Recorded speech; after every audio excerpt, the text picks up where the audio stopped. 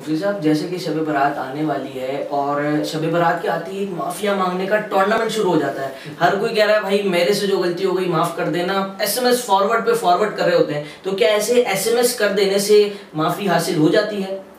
देखें, माफ़ी का मतलब तो ये होता है कि इंसान अपनी गलती पर नादिम और शर्मिंदा होकर किसी के सामने गिरिया वज़ारी करे और इस बात का एहसास करे कि मुझसे गलती हुई है और मैंने आपके साथ गलत किया है, अब आप मुझे माफ़ कर दीजिए। जी, नादिम होना ये कम से कम कुछ लाजिम इसको समझ लें या रिक्वायरमेंट समझ लें। जी, अब हमारे यहाँ मैसेजेस का तो आजकल वाकई में ऐसा ट्रेंड चल गया है कि बस वो ज़बरदस्त तरीके से मैसेज फॉरवर्ड हो रहे होते हैं कि जी मैंने आज तक जो कुछ किया मैं उससे माफ़ी मांगता हूँ, मुझे माफ़ कर दें।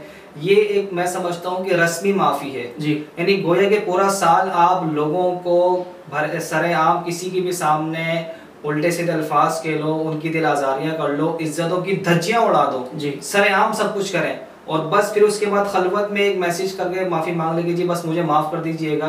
तो मुझे बताएं क्या दिल इस बात पर आपका खुद का दिल मुतमईन होगा कि ये माफ़ी काबिल कबूल होगी? नहीं। तो जिस तरह से लोगों के सामने आपने सब दिल आज़ारी की है, अब ये तो पॉसिबल नहीं। अगर पॉसिबल हो तो बहुत अच्छी बात है कि जिस चीज़ के सामने आपने जिस चीज़ की दिल आज़ारी की है उसको सामने गवाह बनाकर माफ़ी मांगे कि जी मैंने आपके सामने इनकी दिल आज़ारी की थी, आपके सामने इनको बुरा भला कहा था, मैं इनसे रुजू करता हूँ आपको गवाह बनाकर। ये सबसे आला और अफजल दर्जा है। और अगर ऐसा पॉसिबल नहीं है तो कम से कम जिसकी दिल आज़ारी की है उसके पास जाएं, उसके सामने नादिम हो, उसके सामने अपने आप को इस तरह से पेश करें कि जी मैंने आपके सामने जो कुछ भी आज तक आपकी दिल आज़ारी की मैं बहुत नादिम हूँ और आपसे माफ़ी मांगता हूँ, मुझे माफ़ कर दीजिए।